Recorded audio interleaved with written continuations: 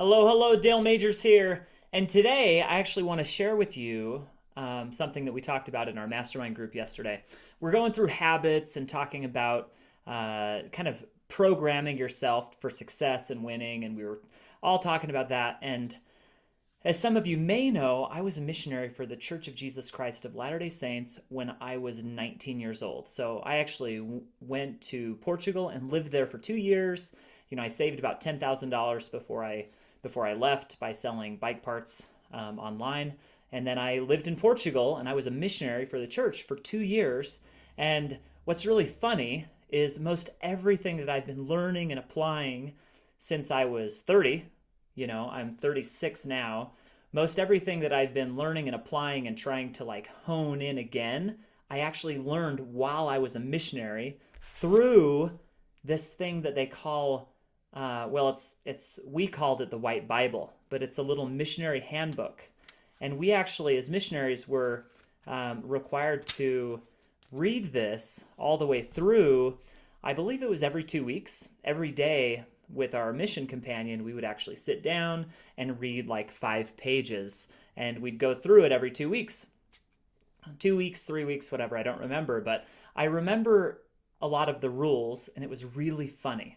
And super interesting how a little book like this can manage over 60,000 20-year-olds all throughout the world. So I want to share with you five of the tips that I thought were most applicable to the channel and what we're talking about.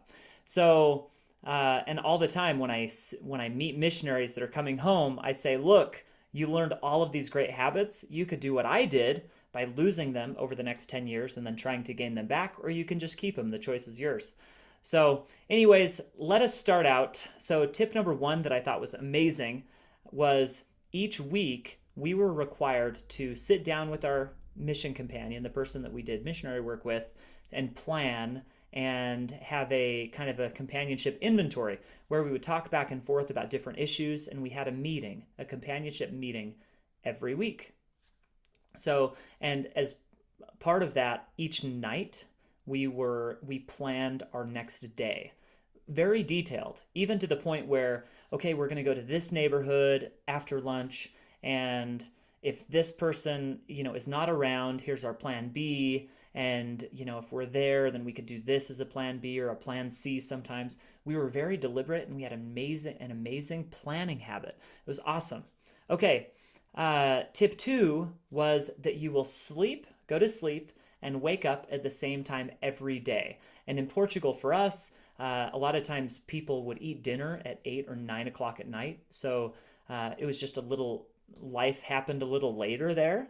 So our bedtime was actually, we had to be in the apartment by 9, and we had to be sleeping by 10 o'clock and wake up the next morning at 6 a.m. So we had a very consistent bedtime and wake up time. And those two tips right there, I think, are so key, maybe even the most important tips that I would have for people if they want to kind of get control of their lives, to start planning every week. Just take time and plan every week, and then also start going to bed and waking up at the same time early the next day, every single day. That type of routine is so awesome. So tip three, we were required and encouraged to exercise every day for 30 minutes. So we had an exercise habit. That's another thing. And in Charles Duhigg's book, The Power of Habit, one of my favorite books, he talks about certain habits that are keystone habits. So when these habits exist, it guarantees and also it predicts the presence of other healthy habits.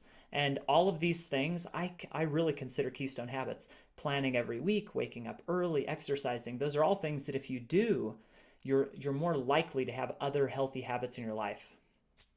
So we were encouraged in our book, there was a rule that, okay, in your living area, keep things clean and tidy. That was rule number 4, which is just a funny little rule. And number 5 goes down to personal budgeting.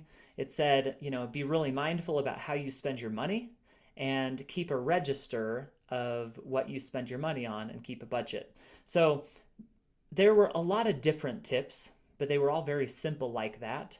And years after my missionary service, I always craved to put together my own version of this white Bible that we would keep in our breast pocket. I always craved that type of structure and order, and I've actually kind of created that again. But it's funny that it was already there. So in this little white handbook, and so awesome. And I absolutely loved my time in Portugal as a missionary. I learned so much, and it was awesome. So we're going to do other videos about habits in the future and keystone habits and so on. And I've already made a few. But if you have any habits in your life that you consider keystone habits, things that when you're doing them every day, you feel that your life goes better, I'd love you to drop them in the comments. So like, subscribe, share. Do not ring the bell. We've talked about this because you don't want to let your phone and your notifications just drive your life, okay? We will see you on the next video.